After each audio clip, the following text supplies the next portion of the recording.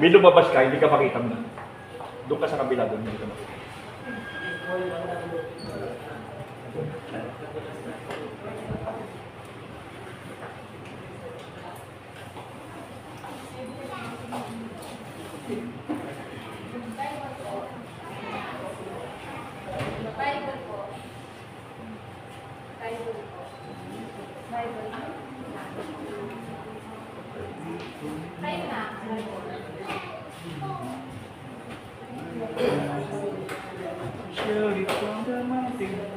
O yung kailangan ng tubig, pero na po may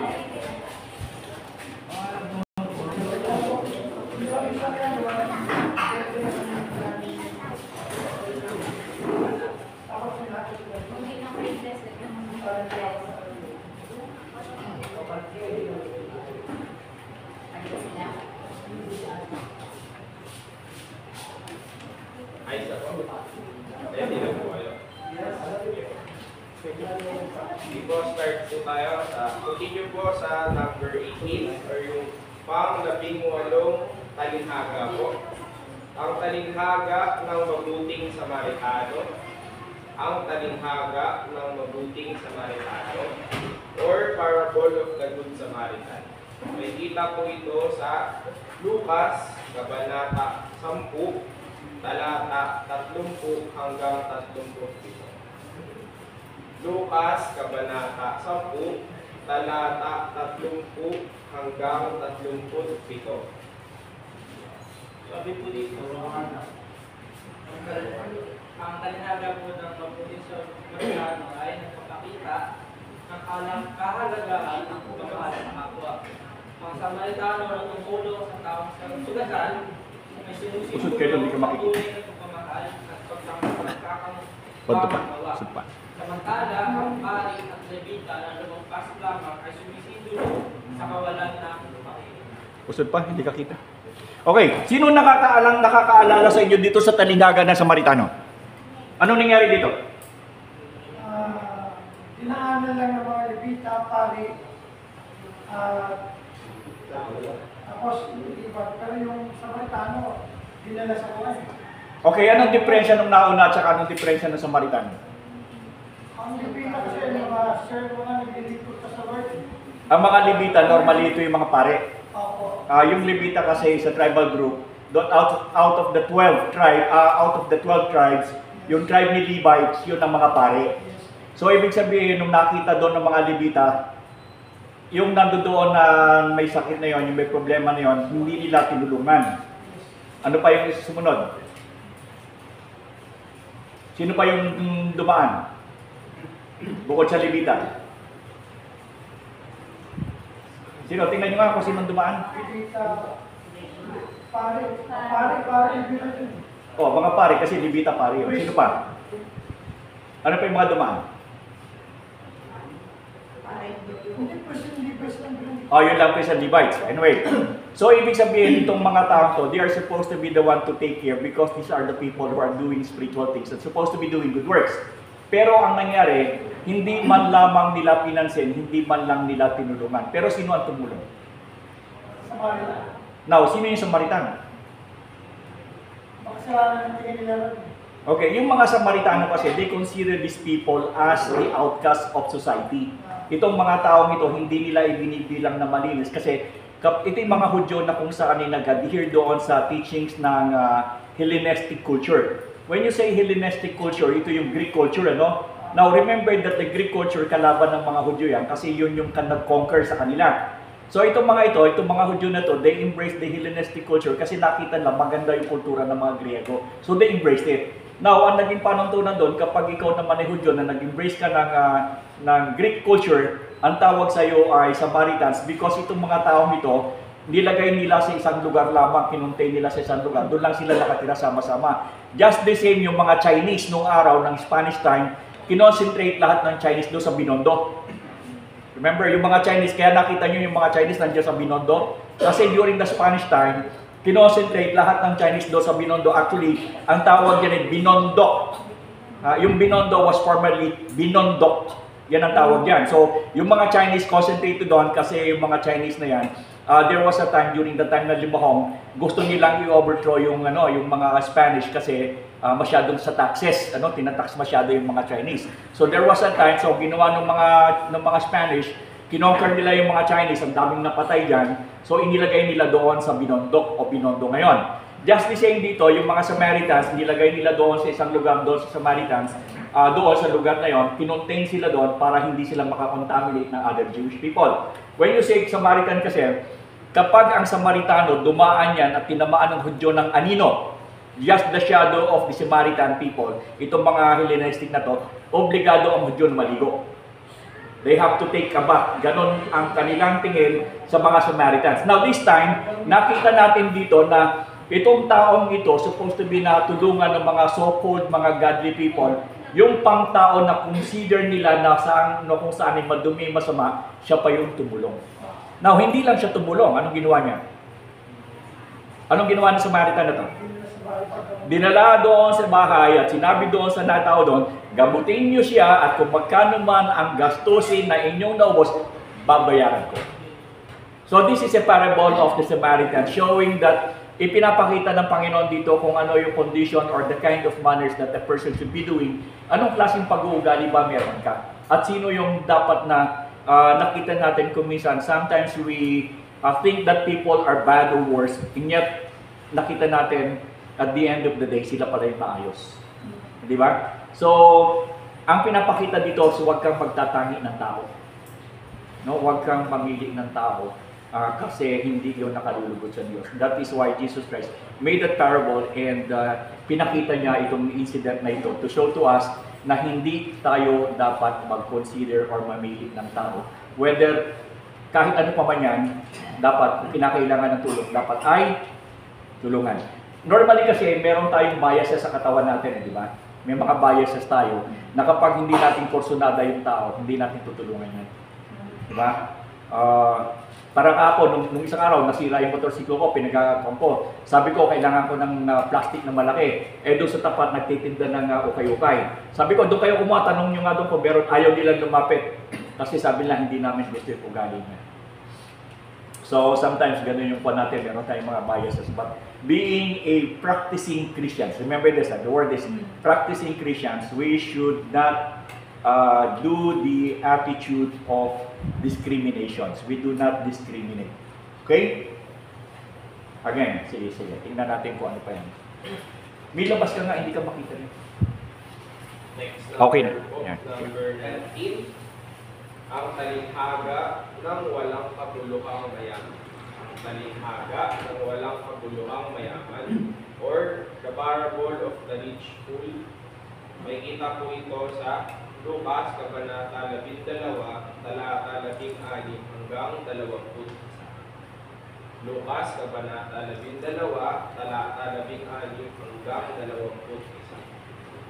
Sabi ko dito, ang talinghaga ito ay nagpapakita ng kahalagahan ng pag-iimbak ng kayamanan para sa sarili. Ang mayamang tao na nag-ipon ng maraming ani, ngunit namatay, ay sumisimbolo sa mga taong inuna ang material na bagay kaysa. Naintindihan niyo yun? Self-explanatory ba yun?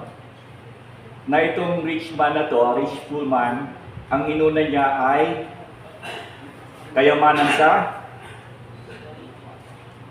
ng ano? Inuna niya. Kayamanan ng mundo, kayamanan ng sanlibutan, forgetting that the real riches is in anong tunay na kayamanan? Yung kayamanan na iniipon mo para sa kalangitan. So, hindi naman ibig sabihin na hindi ka magpapakayaman, pero ibig sabihin that should not be the ultimate goal. The ultimate goal of a person is to enrich himself in spirituality. Sinong gusto yumaman dito?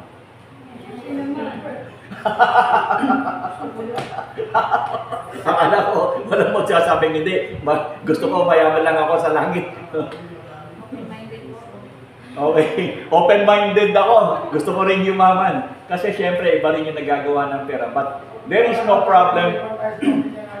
In reality, there is no problem with money. There is no problem with money. Money only becomes a problem when you love it. Kaya nga sabi dito, the love of money is the root of all evil. Now, hindi sinabi, these are always misconceptions and misquotations na sinabi, the love of money is the root of all evil. Wrong. The love of money is the root of all evil. Kung hindi mo naman minamahal yung pera, katulad ng pera nyo, sino pinakamayaman dito? Maraming pera. Bigay nyo sa akin yung pera nyo at okay lang yan. So, hindi yan love of money. Okay? So, ibig sabihin, ang hindi masama na mag-ipon ka ng pera, but it should not be the ultimate purpose in life. Yung iba, nagpapayaman, ginagamit naman nila sa pagtulong, it is good. Pero yung sasabihin natin na ito na yung ultimate goal mo, kuminsan yung mga nagpapayaman na ganyan, ang tatapak ng tao para lamang sila yumaman. Pag may kompetensya sila doon sa negosyo, pinapapatay nila. So that is not the ultimate goal na gusto ng Panginoon. The main purpose of God, why He is giving us resources, is to enrich it, pero hindi ito yung ultimate goal. Ang ultimate goal natin is riches in heaven. Okay? Huwag kayong magkakamali na hindi naman natin gusto yumaman. Ako, gusto ko talaga yumaman eh. Hanggang ngayon, hindi pa nga ako yumayaman eh. Pero, okay na ako magturo sa simbahan. Di ba? Okay na yon, pero dadating siguro yan. Pag dumating yan, hindi natutuwa ako. Tuwa na rin kayo. Okay, so ano pa? Sa number 20 po, next sa talinhaga. Ang talinhaga ng tapat at di tapat na alipin. Ang talinhaga ng tapat at di tapat na alipin. The parable of the faithful and unfaithful servant. May kita po ito sa Lucas, Kabanata 12, talata 35 hanggang 48. Lucas, Kabanata 12, talata 35 hanggang 48. Dito po, ang talinhaga na ito ay nagpapakita ng kahalagahan ng pagiging tapat sa tungkulin habang hinihintay ang pagbabalik ng Panginoon. Ang tapat na alipin na laging handa ay pagpupurihan. Samantalang, ang di tapat na alipin na nagpabaya ay parusa. Okay, parable of the two parents and dalawang servants, ano? So, ano yung tapat at hindi tapat? Paano naging tapat? Paano hindi naging tapat? Come on. Pakibasa yung verses na yun, paki-check nyo. Then read it para makita natin. Anong verses yun? Lucas, Kabanata 12, talata 35. Sige, i-prime nyo lang, 35, 12:35, tingnan natin.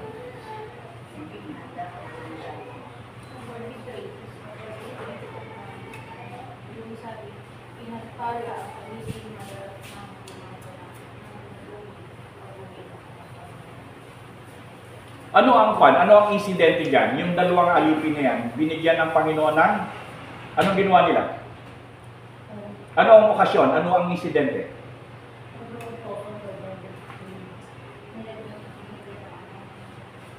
Anong ginawa doon sa dalawang alipin? Anong ginawa ng amo? Okay. Yung isa, sa halip na pinagyaman, itinago. Bakit? Natatakot siya na mawala. Samantalang yung isa pinagyaman. Ang purpose kasi ng Panginoon nila, kaya bakit sila binigyan? Para pagyamanin. Yung binigay sa kanila. Pero yung isa, dahil lang sa natatakot na baka mawala, gusto niya ibinalik niya sa Panginoon, sa kanyang pinuno, kanyang Panginoon. Kung ano yung binigay, yung din na kanyang ibinalik. Samantalang yung isa pinagyaman. Just the same way as ang pinaka-essence niyan is God has given us our gift. Huwag mong itago yung kaloob na binigay sa iyo ng Panginoon. You have to enrich the gift that God has given you para pag dumating siya, anong ginawa mo doon sa binigay ko sa iyo? I enrich what you have given me, my Lord. So ano yung mga talent na binigay sa atin? Huwag nating walang bahala yung talent na binigay sa atin, but we have to enrich it. So yun, pagdating ng Panginoon, sabi nga, pinag-uusapan natin noon, na time will come when we get to heaven, ang sabi, merong mga crowns na ibibigay sa atin. So, pag dumating tayo doon, anong crown ang ibibigay ng Panginoon sa atin kung hindi natin in-enrich yung mga talents na ibinigay sa atin? Diba? So, that is the parable na sinasabi na we have to enrich what God has given us. Huwag nating pabayaan na stagnant, huwag nating pabayaan na nakatago lang. Enrich it.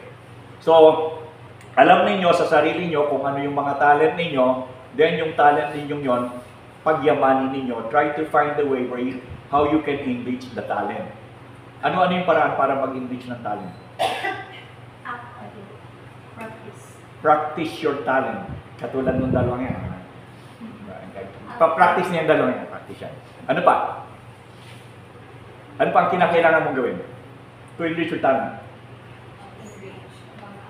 First of all, you acknowledge it. Okay? Hindi mo may enrich ang talent mo not unless you accept that you have one. Hindi ba? Kasi yung iba pakipot-kipot, oh, wala naman akong talent eh. Di ba? Ganon. Gumaganon-ganon. Hindi naman ako kaya, hindi ko naman kaya yan. Di ba? Gumaganon.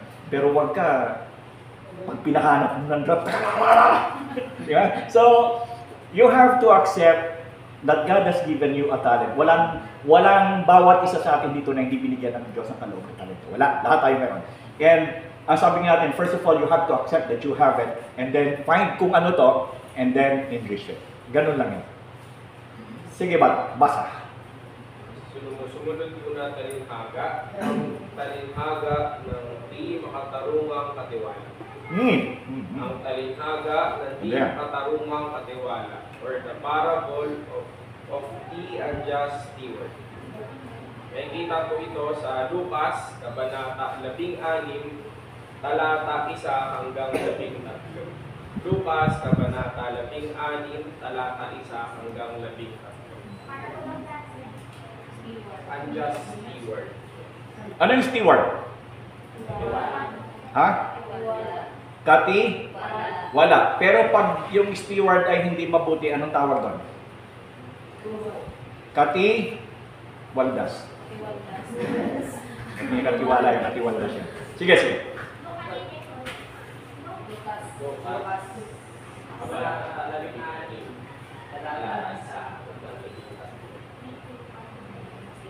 Bali, sabi po dito, ipinapakita ng talinhaga nito ang kahalagahan ng pagiging matalino sa paggamit ng kayaman. Ang katiwala na ginamit ng kayamanan ng kanyang tao kung makipagkaibigan ay sumisimbolo sa pagiging matalino sa paggamit ng yaman upang makakahanda para sa ating tinatawag.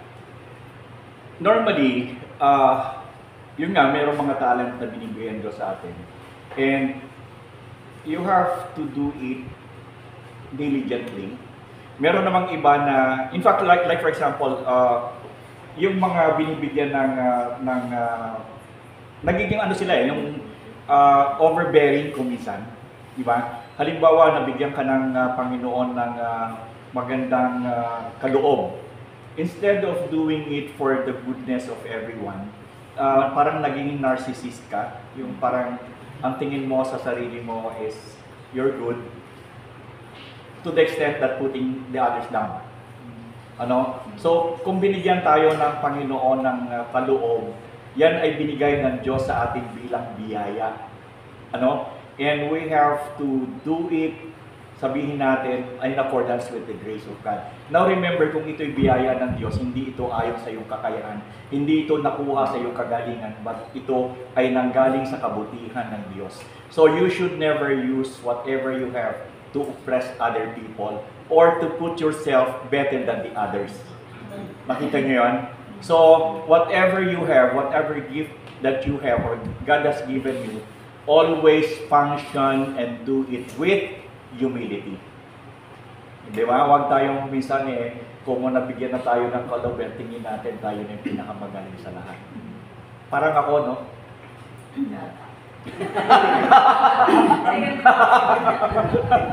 Ang bilis pumikap na misis ko. Galing yan eh. Yan ang kaloob niya, taga-pick up yan ng ano ko. Okay, sige. Go on. Sa sumunod po ng talinhaga, ang talinhaga ng mayaman at si Lazaro. Ang talinhaga ng mayaman at si Lazaro. Parable of the rich man and Lazarus. May kita po natin siya sa Lucas, Kabanata 16, talata 11 hanggang 31.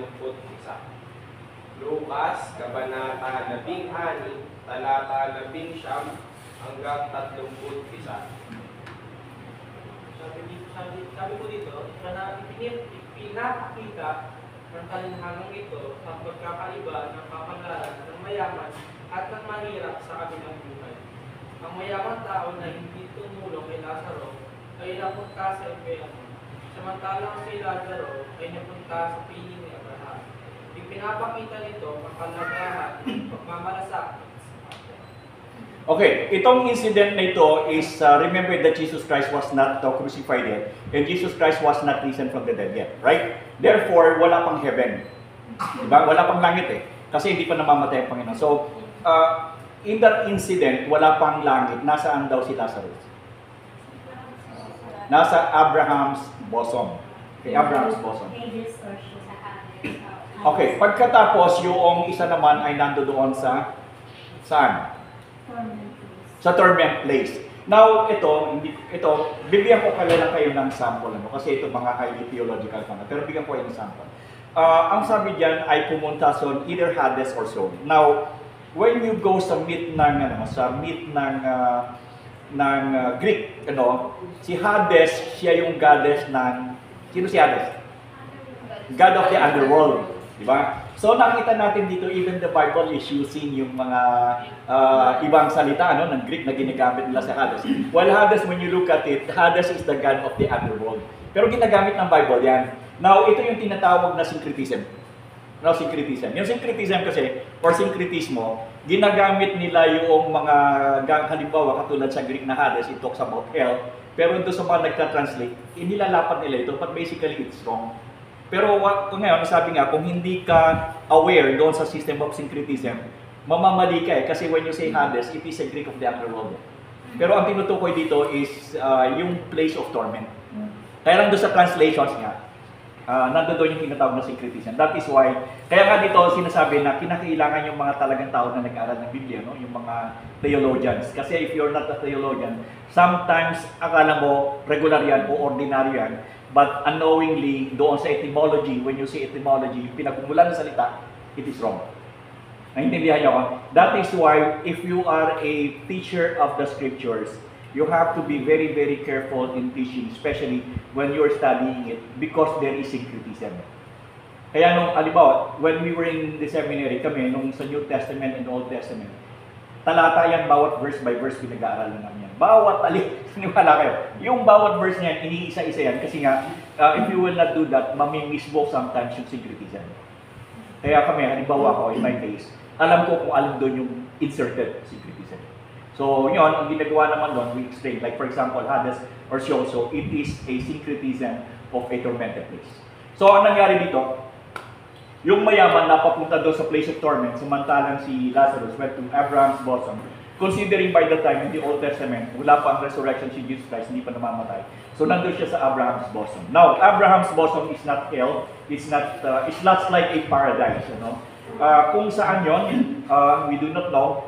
Pero yung lahat ng mga Old Testament na mga believers ng Panginoon, since hindi pa umaakyat si Jesus Christ, nandun silang lahat.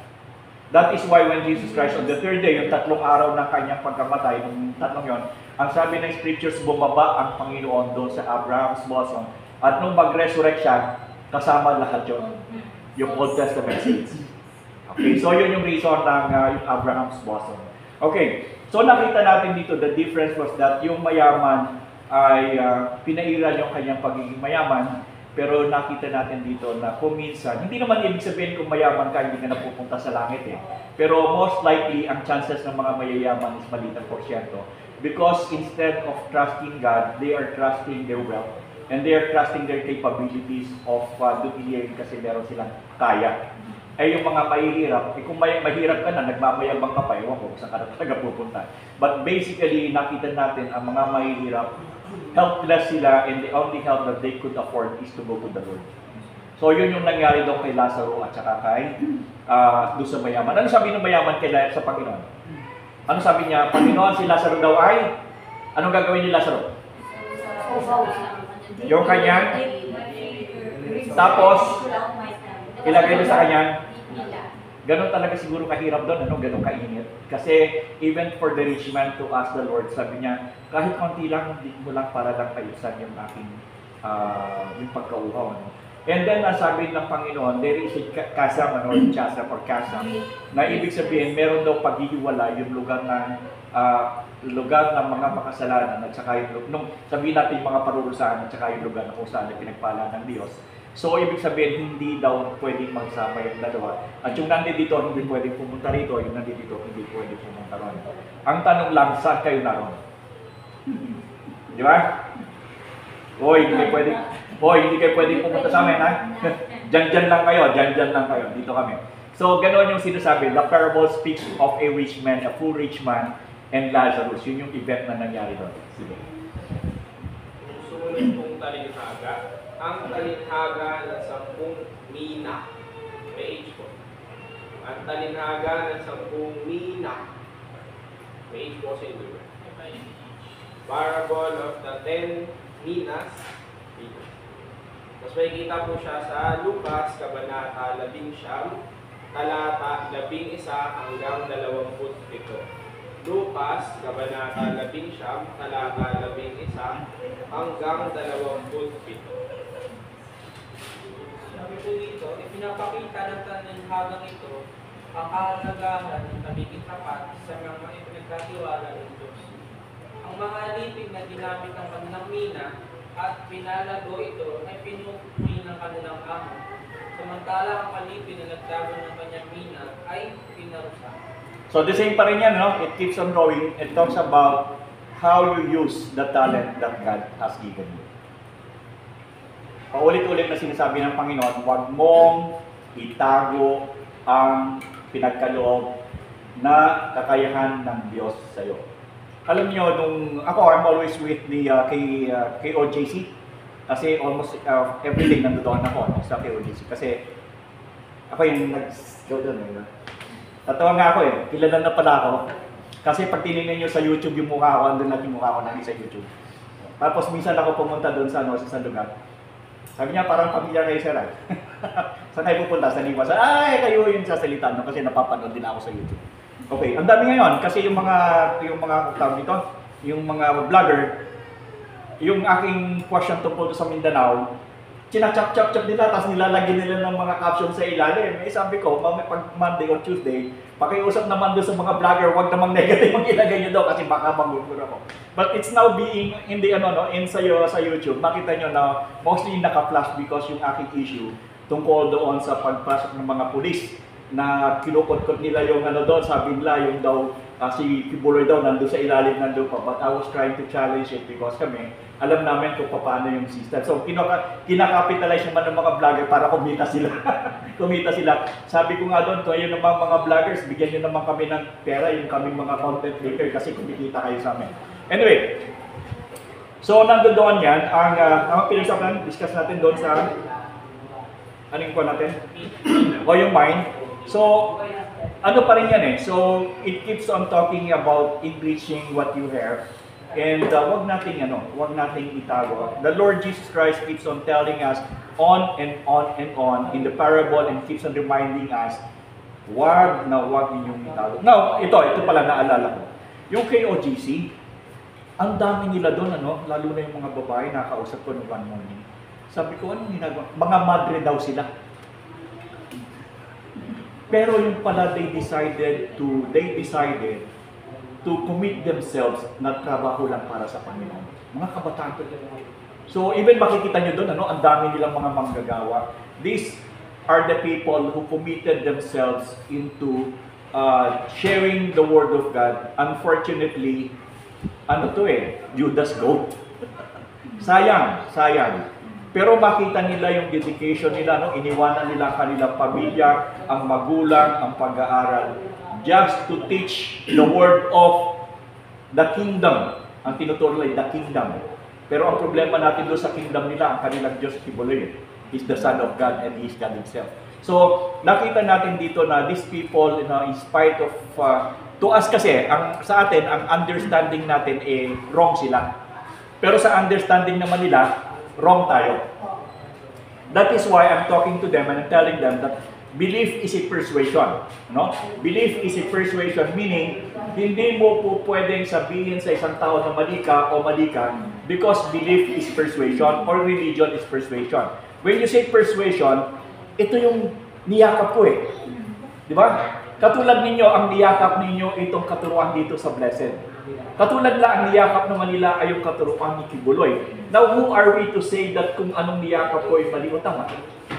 Kasi personal ko to eh. Sino ba yung magiging, sino ba who will be responsible on the persuasions I embrace?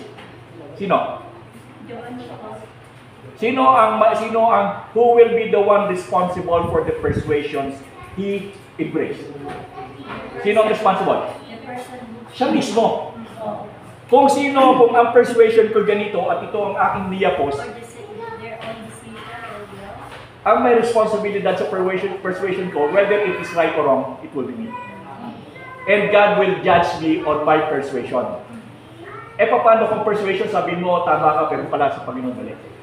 Diba? So you cannot say to a person na mali ka, even though for your understanding, mali talaga sila. But you cannot say mali ka. Kasi nga, ang sabi natin, belief is persuasion. Halimbawa, ang sabi ko, ang pusa ay aso. Yun ang paniwala ko eh. Ang sabi mo, siraulo ka. Ikaw ang siraulo kasi hindi mo pinapaniwala yung pininiwala ko. Diba? So ganun lang yan. Vice versa lang yan, persuasion. So, ang understanding natin is, that is why I keep on telling people, never to judge, even though alam natin, pag balik-balik na rin natin, mali yung kanilang paniniwala tungkol sa sinasabi ng Panginoon. Though sa ating understanding, still you could not say that they are wrong because belief is persuasion. Tignan mo, yung Buddhism, iba yung kanilang ina-adhere. Yung Muslim, iba yung ina-adhere. But could you say that they are wrong? Hindi eh, kasi persuasion nila yun eh. Pakialam ko sa buhay mo, kung mapahama ka, di mapahama ka, hindi naman ako, di ba? So, kanya-kanya yan, persuasion. So, ang sinasabi lang natin dito, in case ng ito sa Blessed, this is the persuasion that we embrace. Altogether, this is we embrace, di ba? Sama-sama tayo, ito yung ating pinaniwalaan. So, ang kinakuha natin dito, since this is the persuasion that we embrace, ito yung enhance natin. Ito yung palalaguin natin. Ito yung palalakasin natin. Unless otherwise, kung hindi mo kaya, di umalis ka. Di ba? Kasi hindi mo kaya yung persuasion namin, iba yung persuasion mo. So, hindi talaga tayo mag-aari. So, just the same din sa tinuturo ng Panginoon, kung ano yung ating in-embrace, yun yung ating pagyayamanin. And kung ano man yung kanila, kanila na yun, hanggang pakialam namin sa iyo. But at the end of the age, or at the end of time, ang Panginoon ang nakahaton whether we are a sheep or a goat. Sino ba nakakamalay kung tupa o kambing tayo? Di ba siya lang? Because sabihin nga natin, tupa tayo, but deep within you, who knows? Di ba? Wala naman nakakaalam ng talagang puso natin eh. Probably some of us are just sabihin natin na pretending. We do not know.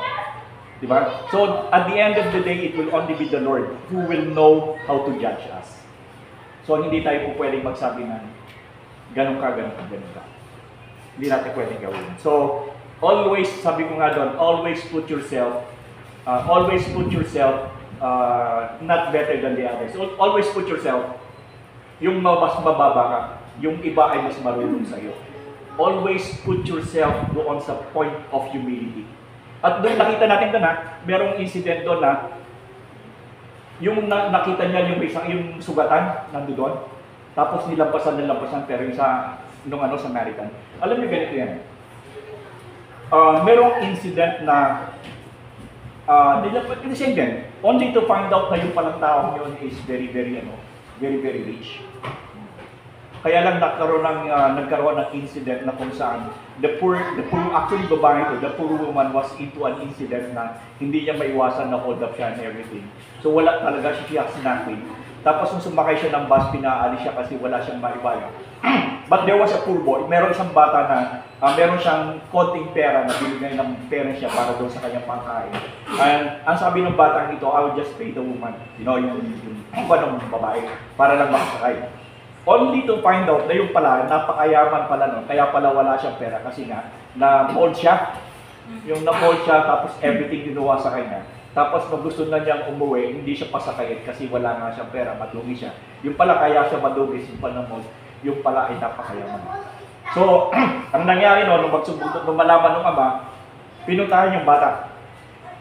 At yung bata, yung tatay, in fact, talagang hirap na hirap eh. Yung tatay walang trabaho. So, ang nangyari noon, nabigyan pa ng trabaho yung tatay at saka na-scholar pa yung anak. So, sabi nga natin, hindi natin, kuminsan hindi natin masasabi kung ano ang isang tao. Hindi natin alam kung ano ang istorya behind sa tao yan. Di ba? Yung kwento, kasi gano'n yan eh. Hindi, lahat tayo may kwento sa buhay. Remember? Lahat tayo may kwento sa buhay. Ngayon, hindi natin alam kung ano ang mga kwento-kwento natin sa buhay. Not until may ka-encounter tayo ng case na gano'n, only to find out, ino-ostracize mo, yung pala, may sinabi. Parang tayo, di ba? Ino-ostracize tayo, pero din tayong sinabi. Anong sinabi natin? Anong sinasabi natin? Tayo ay anak ng Panginoon. At we are different from the rest kasi we are living a different kind of life. Kaya yung message ko kanina doon sa kabila.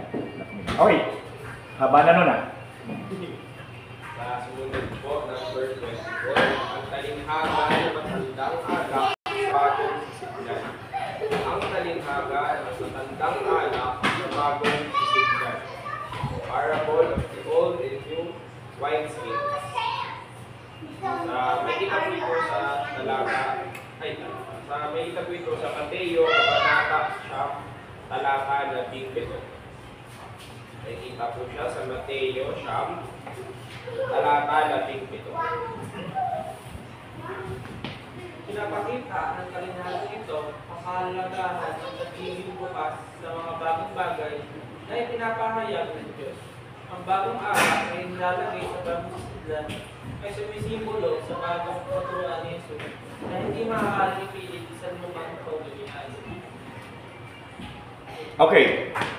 Yun daw bago, hindi po pwedeng isalpak sa luma. Bakit? Ano mangyari doon sa lumang lalagyan? Napupunit sa sabog. So, in other cases, pwede rin natin masabi yan, maraming pwedeng kung spiritualize mo yan. Like for example, we are now living in the life of Christ, ano? And we are now living in an era of the New Testament. Ibig sabihin ng New Testament, we are now living in the resurrections ng Panginoon. Ganito kasi yan eh. Okay, tingnan nyo. Halimbawa, ito yung cross. This is the cross, ano? Ito yung cross. Ito yung Old Testament. Ano? Ito yung Old Testament people. Yung Old Testament people are looking forward on the cross. Bakit? Kasi hindi pa dumadating si Jesus Christ that would save them from the sin. So Old Testament people are looking for the coming of Jesus Christ. Naintindihan niyo ako? They are looking, the Old Testament people are looking forward for the coming of the Messiah. Samantalang tayo naman, in the New Testament time, almost 2,000 years ago, nung mamatay ang ating Panginoon. So we are here, we are now looking back doon sa kamatayan ng Panginoon. So there is a difference between the two. If this is the center, the Old Testament believers are looking forward, the New Testament believers are looking backward. So, ang sinasabi diyan, if you will spiritualize it, yung lumang lalagyan na yan, yung bagong lalagyan, ang dapat ilagay mo yung bago. Kapag inilagay mo yung luma, it will explode. Meaning, right now, ito nakikita ko pa rin, napapansin ko pa rin, na napakarami, na we keep on digging and digging and digging on the Old Testament events, the Old Testament history, pero ang sinasabi, they're all gone. Tapos na yan eh. We are now moving on the light of the New Testament. We are now living in the life of Christ. So that's why pinag-aaralan nito sapagkat ito yung dapat nating matutuhan because ito yung nangyari almost 2,000 years ago, yung life of Christ. So ito yung binabalikan natin ngayon. Pinag-aaralan natin ngayon kasi ito yung event na nangyari na nagbigay ng kaligtasan sa atin. So we will not be ignorant of what Jesus Christ have done for us, in order for us to be saved from our sin. So, hindi mo nga sinasabi, yung Old Testament na ito, huwag mo nang isalpak dito sa New Testament because hindi mag-aari yan. So, we keep on going and understanding what the Lord has done before, yung time of the cross. Ito yung pinag-aaralan natin ngayon kasi ito yung importante yung matututuhan natin. Hindi na natin pinag-aaralan yung creation, hindi na natin pinag-aaralan yung Noah's flood, kung ano-ano yan, because they are all things past, because they're looking for the coming, but we are not looking backward.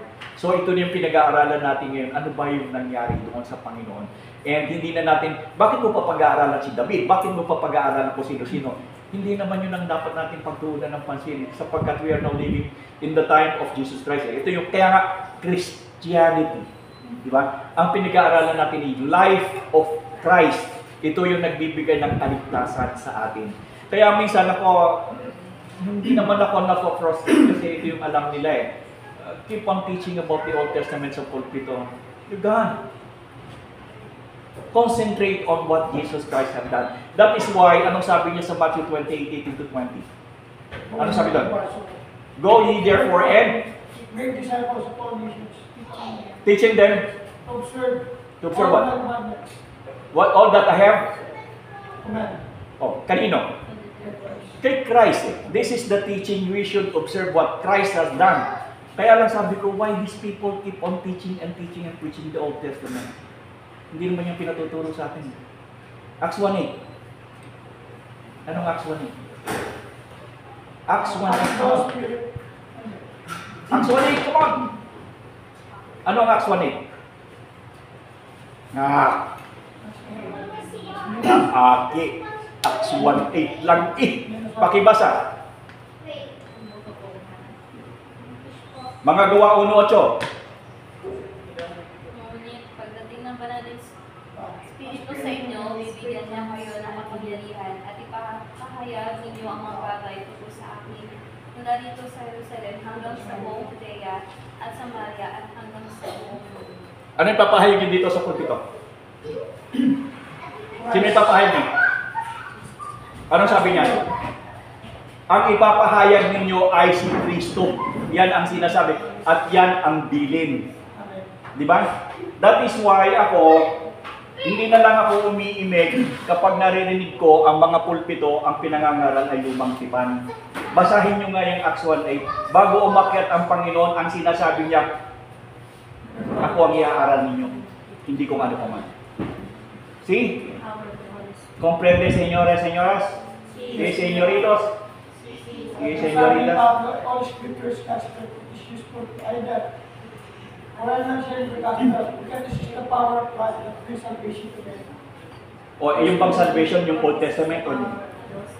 That is why ako, I keep on encouraging even probably yung lahat kayo, kung kayo ay magiging elder dito at magsasalita kayo, concentrate on the teachings of Jesus Christ. Yun ang iduro ninyo dahil yun ang iniutos. Okay? Go, bebe. Number 25 po. Ang talinhaga ng bunga ng puno ng higos. Yan, maganda ito. Talinhaga ng bunga ng puno ng higos. Or the parable of the barren fig tree. Parable of the barren fig tree. May kita dito sa Lucas, Kabanata 13, talata 6 hanggang 7. Lucas, Kabanata 13, talata 6 hanggang 7. Ipinapakita ng talinhagang ito ang kahalagahan ng pagiging magbunga sa ating pananampalataya. Ang puno ng higos na hindi namunga ay tinagpas. Sumisimbolo sa mga taong hindi namunga ang mabuting gawa. Okay, when you claim yourself to be a Christian and you're not bearing fruit, what are you? Again, the question is, if you claim yourself to be a Christian and you are not bearing fruit, what are you?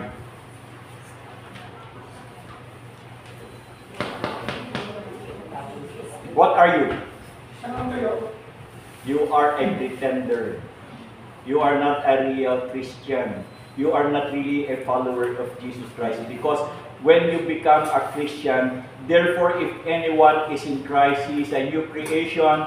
All things are passed away. Behold, new things has come. Ibig sabihin, hindi ka po pwedeng maging Kristiyano na hindi ka magbabago ng buhay. Ibig sabihin, hindi ka po pwedeng maging Kristiyano na hindi ka mamumunga. Kasi ikaw ay may binhi ng Espiritu ng Diyos para baguhin ang buhay mo at ipangaral ang kanyang salita kasi this is the mandate. Diba? That is why when Jesus Christ said, anong ginawa niya doon sa isang igos na hindi namumunga? Anong ginawa? First, It was cursed. Kasi nga, anong silbi mo? Di ba?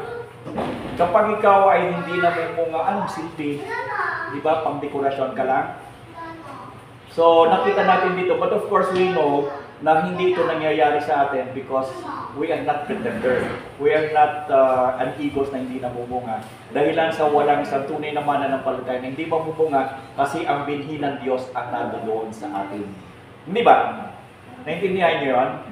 Na hindi ka po pwedeng magsabing Kristiyano ka na hindi ka magkakaroon ng hindi yayabong ang iyong pananampalataya. Imposible yun. Kasi kaya ka nga naging mananampalataya is dahilan sa ang Espiritu ng Diyos ay sumama doon sa iyo. At yan ang magbibigay sa iyo ng kapangyarihan upang pagawa mo yung lahat ng kaloob ng Diyos. Okay?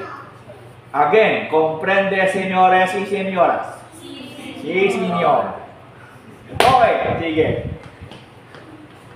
Sumunod po na talinhaga. Ang talinhaga ng may panahugin sa hating gabi. Ang talinhaga ng may panahugin sa hating gabi. Hating gabi. Parable of the friend at midnight.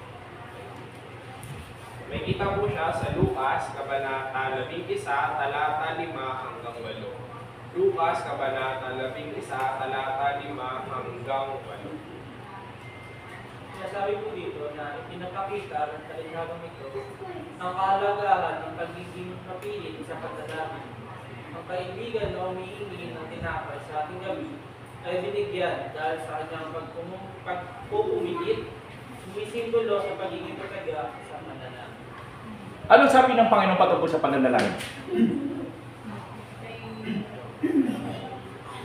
Continually. Ikaw yung humingi at ikaw ay bibigyan. Pero ito kasi ang sinasabi, di ba? Bago ka pa manalangin, alam na ng Diyos ang iyong kailangan. Kaya ang sabi ng Panginoon, huwag kang paulit-ulit. Di ba? It is also, pamakita nyo, parang contradicting di ba?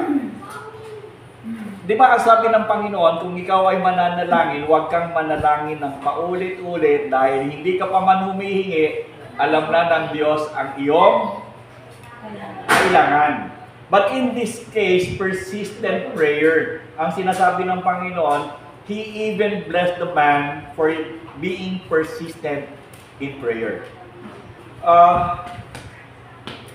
Bakit gano'n? Kinakailangan, sabi niya, huwag maingi nga kayo, alam ko na kailangan nyo, bakit mamumulit pa? Sometimes, mapansin nyo, even sa relationship niyo sa family, sometimes yung anak niyo na hindi mo binibigyan, pero pagka paulit-ulit, ano nangyayari?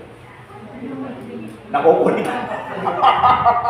Siguro gusto rin ng Diyos na kinukulit siya, no? Pero of course, sabi nga, God answered prayer in 3 things, right? Yes, no, and wait. Alam niyo yun?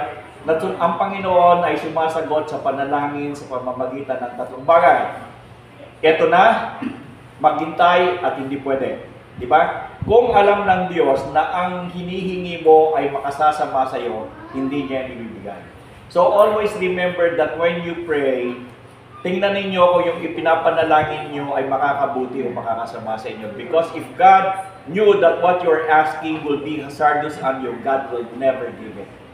Magpakulit-kulit man kayo. Ikalawa, kung kailangan mo talaga, hindi na magdidili-dali ang Diyos dahil kailangan mo, God will give it to you. Kasi kailangan mo Just the same as parents, kung kinakailangan ng anak ng pantuition, hindi nagdidili-dali yan. Kasi kailangan niya talaga you have to give. But there are times God is answering yung prayer natin like, wait. Di ba? Kung minsan, it is not the right time for you to have it. That is why God is saying, wait. Like for example, if you're only 16 years old, you're asking for a professional driver's license. Can you be given a professional at 16? Wait, you have to wait till 18. So there are times God answered prayer, akala mo hindi ka na sinasagot. But God is answering it on the right time. Kasi kung hindi tamang panahon, makakasama sa iyo yan. And also persistent in prayer, God is also, halimbawa, if things you need is talagang kailangan mo, and kung minsan, alam naman ng Diyos na you have to wait, persistent tayo, sabi ng Panginoon, God also honor yung prayer na persistent. But always remember, ang prayer is hindi ka pa humihingi, alam na ng Diyos ang iyong kailangan. But of course, it is also good that once in a while, we are telling our Father that this is what we need. Please. Kasi hindi yun para sa Panginoon, kundi para sa sarili mo yun because you would like to be free from worries. Hindi naman maalis sa atin yun di ba? Lagi tayo nag-worry, ano gagawin natin, tao tayo. But of course, that will be the right time for us to talk to our Father because hindi mo naman pwede sabihin ito sa mga kapitbahay mo kasi hindi naman nila maunawaan. And it is only God that could understood, especially yung may tears ka. Okay, yung tears is the language that God understands. Okay? So, persistent prayer is also good because it has been taught in the scriptures. So, may question ako. Regarding dun sa front teaching, sa matalaga, plus na nakuha natin sa New Testament. Pero pwede po ba natin i-illustrate yung life ng mga nasa Old Testament? Yes, pwede natin i-illustrate. But ang sinasabi natin is hindi iyon ang main point. Kasi ang nakikita ko palagi dyan, we keep on going back, we keep on going back. Why are we going to keep on going back? Lampas sa cross. This is the cross. Dapat hanggang dito lang tayo. Keep on going back doon sa cross. Lampas tayo, di ba? Ito yung Old Testament looking forward. Ito tayo going backward. Pero bakit tayo, instead of going to Jesus Christ, mapunta pa tayo sa kabila? We're overbound. Anong mapapala mo? Anong makita mo? Bakit meron bang kaligtasan doon? What you will have is only stories. Diba? Only stories that you will be getting there. But what good is that stories if you will give the stories of Jesus Christ? Which one is better?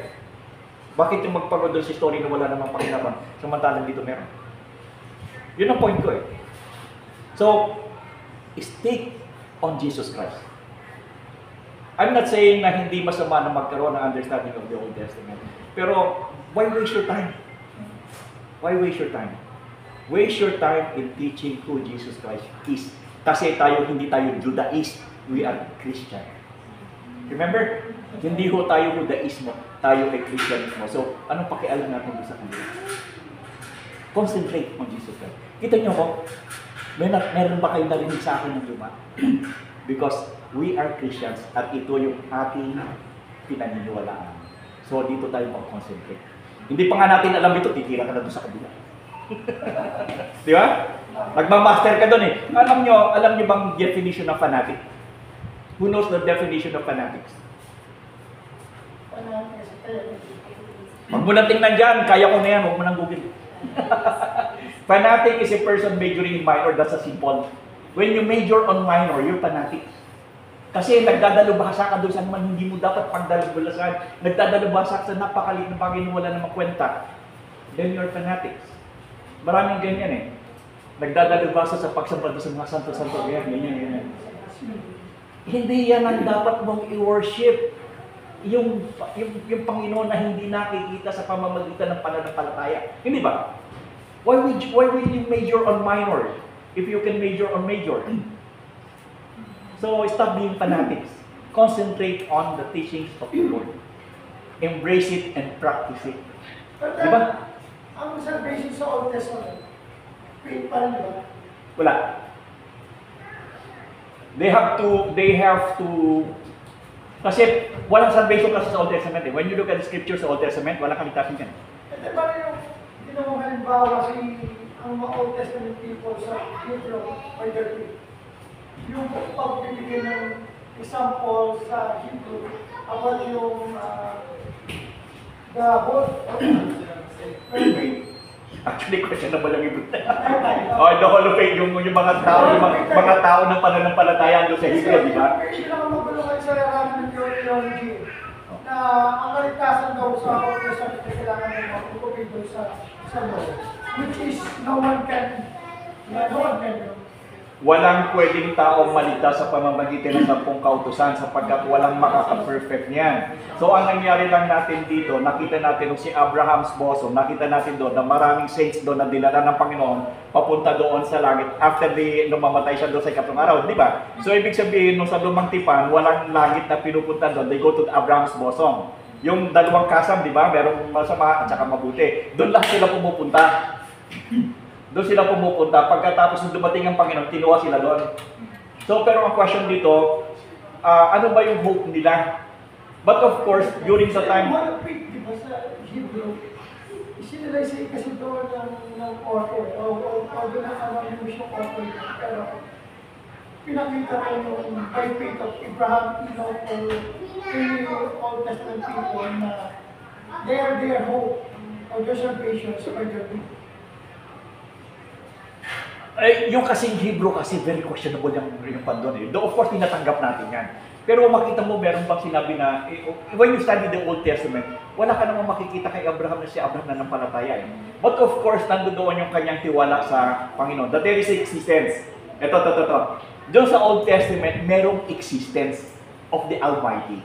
Remember that Abraham was chosen because hindi siya naniwala dito sa paniniwala ng iba na theocratic eh. He was the only one believing that there is one, yung monotheistic. Yun ang naging basis ng salvation nila kasi theocratic lahat yan eh. Maraming lahat sila naniniwala na maraming Panginoon, even the Greeks eh. Di ba? Marami. Ang reason lang why God honored Abraham because Abraham believed na kung itong mga ito ay maraming may mga gumawa, even dito sa naniniwala ito, merong gumawa dito, someone must be the one created them. And that was honored by God. Yung kanyang paniniwala na merong isa lamang na makapangyarihan sa lahat. He was honored because of his understanding that there is one who is supreme. Now makita natin even in the Old Testament, yung kingdom ng Israel was divided into two kingdoms, the Israel and the Judah, the northern kingdom and the southern kingdom. Pero nakita natin dito, wala namang pinag-uusapang pananampalataya doon, kundi nakita natin doon how they move to be yung tao ng Panginoon eh. Pero sila naglalaban-labanan sila kahit sila magkapareho yung parang Shiite at saka Sunni naglalaban-labanan. Yung kingdom of the northern kingdom and the southern kingdom and the northern kingdom naglalabanan sila. Pero wala kang makikita doon. But instead when you go sa David, yung kwento kay David, na David as a man after the heart of God. Yun yung ino-honor sa kanila, yung kanilang, even ngayon yung mga Hudyo ay yung kanila pa rin kabaitan, yung kanilang paniniwala. But hindi ko makuha yun sa Old Testament kasi when you look at it, nakita nga natin doon sa Abraham's bosom sila pibulit eh. Wala silang langit eh. Remember that in the Old Testament, wala pong langit. That is why inabutan sila ni Jesus Christ, wala sa langit. They were in Abraham's bosom. Kasi paano natin i-identify nito? Kasi malikot pa po ng mga tao pagkat magkakaroon sila eh. Na yung kaligtasan ng mga salvation sa Old Testament. It's like, pagkita natin talaga, yung pag-obey ng mga tao is a sign of faith. Kasi hindi ka susunod kung wala kang tiwala mo sa kanila. tama yan. Pero pwede nating ilagay siguro yan na these people, when they are believing that there will be a Messiah that's coming, naniniwala sila na mayroong darating na Messiah, that will be counted on them. Kapag sila ay naniniwala, remember that this is the cross, this is the Old Testament. Remember that they're looking for the coming of the Messiah for their salvation. For all the Old Testament people who are hoping for the coming of the Messiah, remember that there was a promise that the Messiah will come. So if those people in the Old Testament adhere in their hearts that there will be a Messiah coming, then that will be honored by God.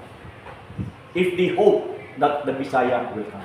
Kaya lang nagkaroon problema dyan, yung understanding of the Messiah among the Jewish people divided into two.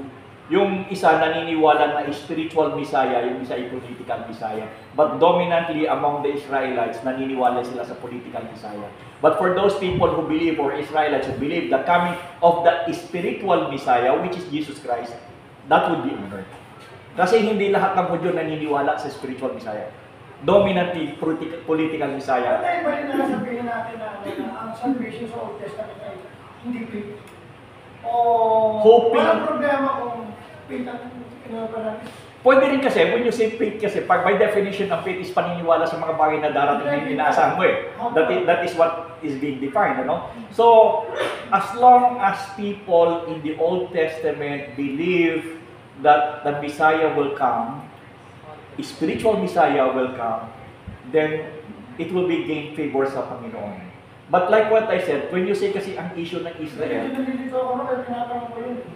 totoo yun. Kasi nga, mahirap questionin yung Sa Hebrew level na yan, hindi yung whole walang faith kasi doon eh. Oo, ang sinasabi ko lang sa inyo, yung katotohanan ng event. Kasi yung libro kasi niyan, merong contested na yan eh. That is a very contentious writings. At hindi nga alam ko sinusunod. Mas nga po yan eh. Oh, Ang so, sabi lang nila, si Paul, pero ano yung mas talaga siya. oh, pero contentious kasi yung Hebrew is very contentious. That's why, yung issue kasi nga ng faith, yan ang isa sa problema niya, kaya contentious siya eh.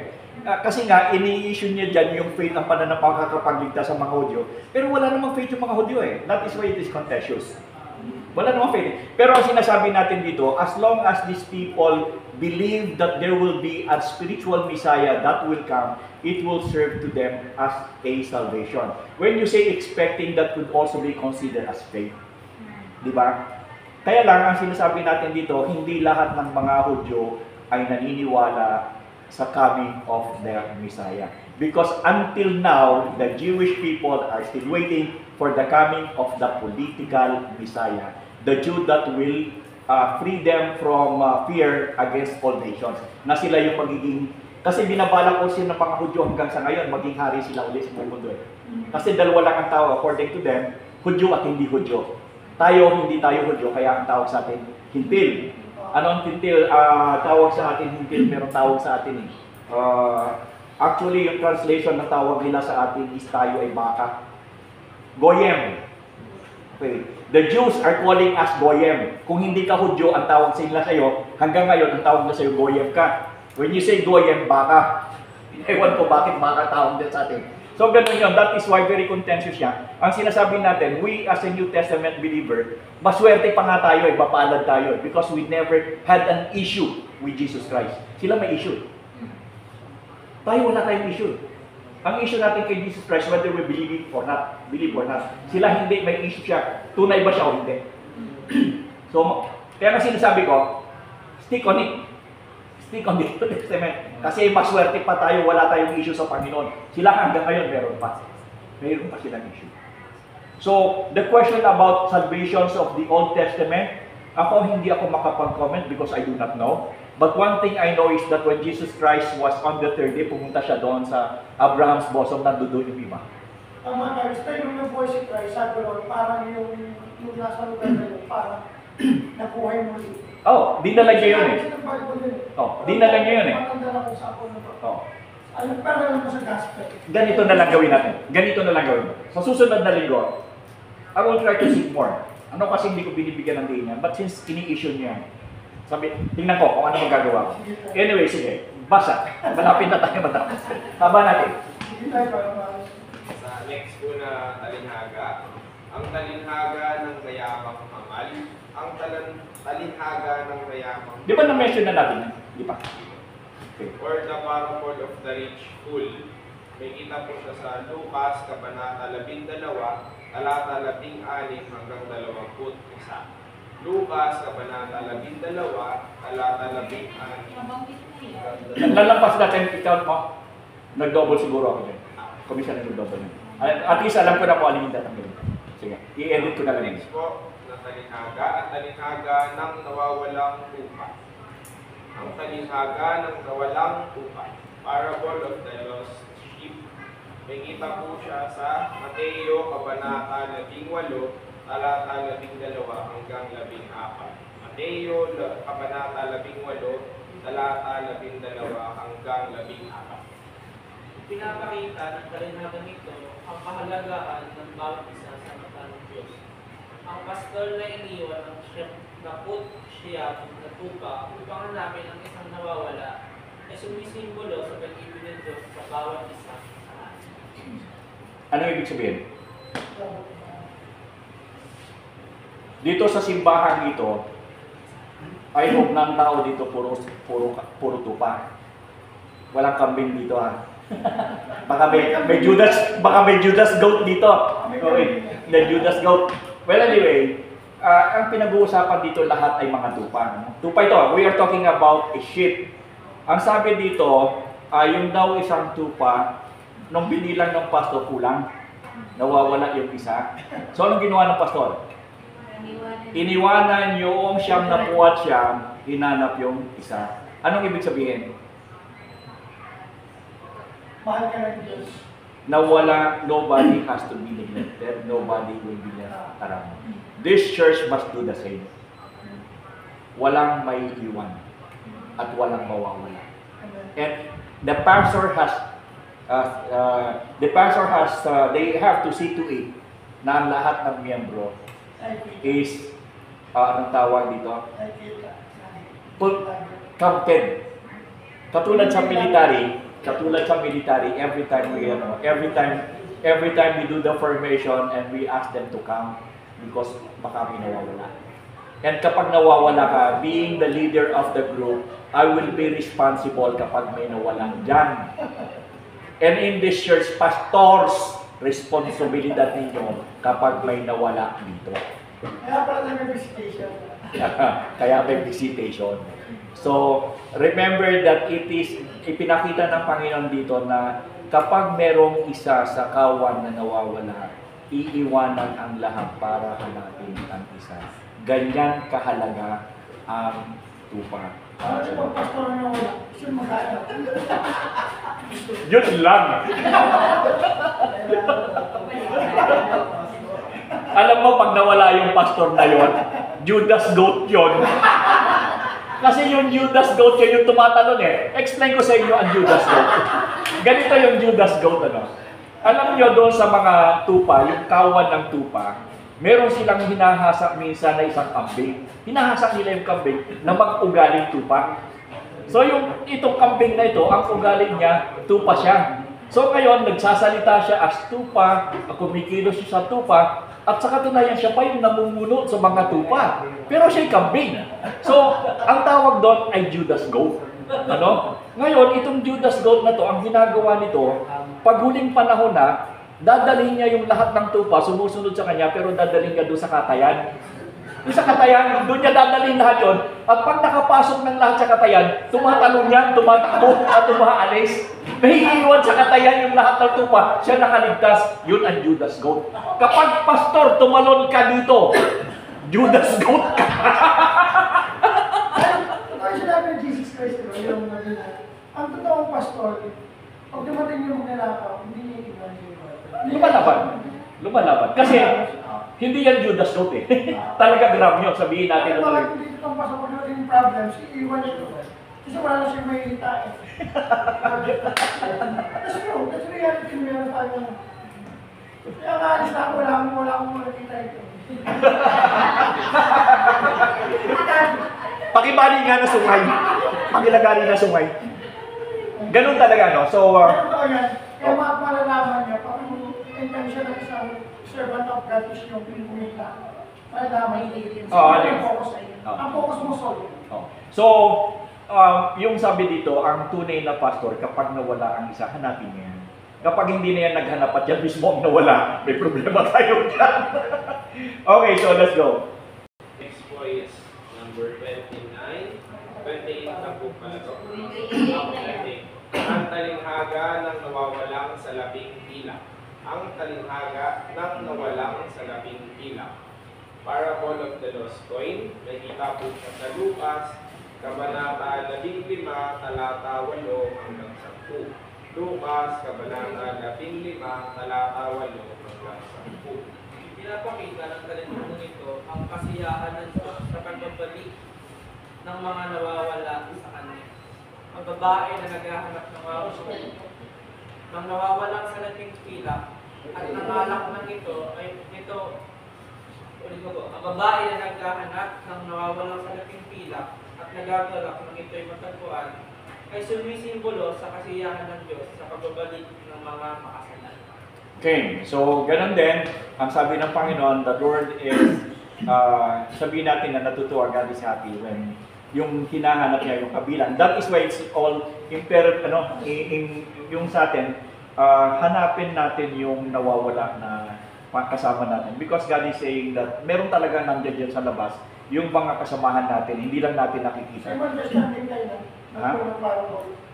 Yung the lost sheep and the lost coin. Almost pareho yan. No, ito naman kabila, kasama na sa plot. Ito hindi pa eh. Itong yung nawawala dito, kasamahan na. Ito hindi pa kato kasama. So, ang sabi nga, that is why Jesus Christ was asking us to go and preach the gospel. So that those people who will respond on the teachings of the gospel, yun yung lost coin. Yun yung nawawalang fellowship, nalaman na yung katotohanan. So that's why we have to go out and share the gospel. So yung magre-respond doon, yun yung lost, yun yung pilak.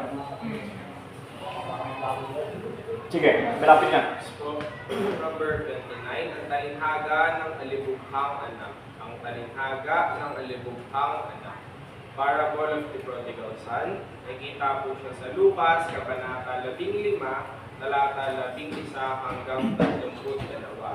Lucas, Kabanata 15, talata 11 hanggang 32. Pinapakita ng talinhagang ito ang walang hanggang pag-ibig at awa ng Diyos sa mga nagbabalik loob sa Kanya.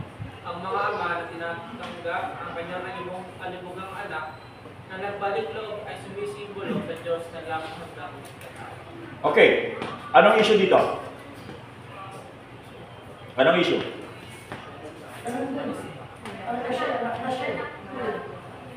Okay, ganito yan. Tatlong klase ang tao in terms of spirituality. Pagdating sa spirituality, tatlong klase ang tao.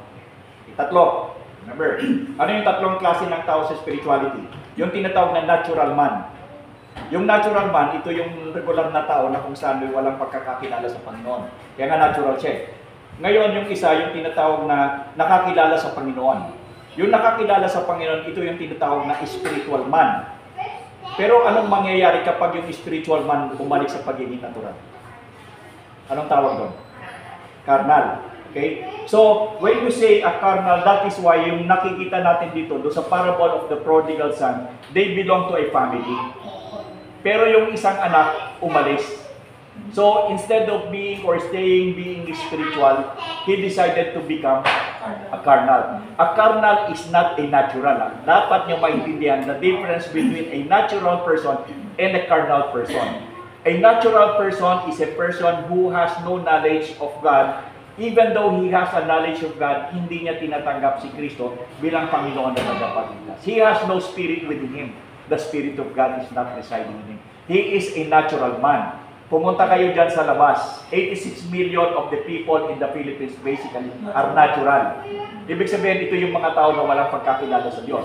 Samantalang ang natural o ang carnal ay isang tao na tumanggap sa Panginoong Jesus, pero nagdesisyon siya sa sarili niya na gusto kong bumalik doon sa pagiging makalaman, magiging makasanlibutan. But remember, the moment when you receive Jesus Christ and you become the sons of God, you are a son of God. Hindi na yan mawawala sa iyo.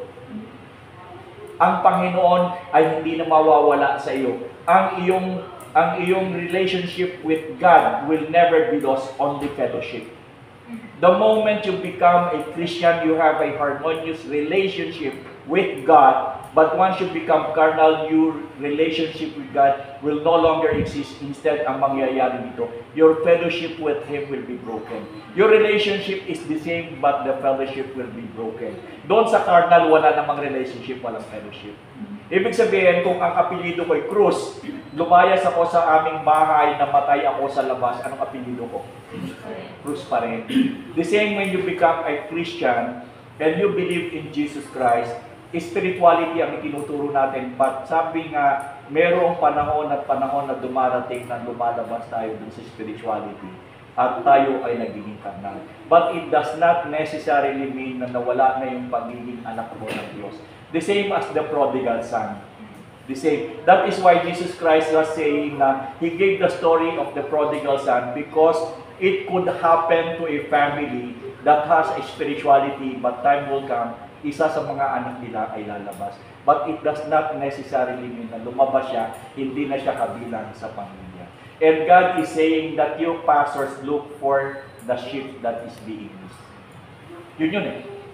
Tatandaan nyo, ang karnal, hindi yan nawawala ang pagiging anak ng Diyos. Ang nawawala sa kanya ay fellowship with God, but not the relationship.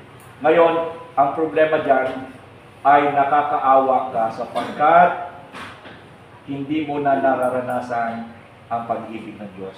Nawawala ka na doon sa kanyang relationship, And yung fellowship. Which is, kapag nawala ang fellowship mo sa Panginoon, balik ka na sa dati. Yun lang. But ang sabi doon, kapag bumalik, huwag mong ostracize, tanggapin mo. At huwag mo nang pupulaan. Huwag mo nang kakatok-katokin yung mali niya. Kasi ang sabi ng Panginoon, we rejoice, accepted, bihisan ng bago, gawin bago ulit. Okay? So, tapos na tayo. Ilan na lang natira sa kanya? Dalawa na lang. Sige na, madali na yan. O hindi, sa tupag na, o close na natin. So, susunod na natin, so talinagan na natin sa amin. Next, ay mala, kasi alas 3 na yata. Naintindihan niyo ba yung pinag-aralan natin? Are you learning from things that we are, Salamat So, naman bago tayo. siguro tayo mag-close, yung ating offering,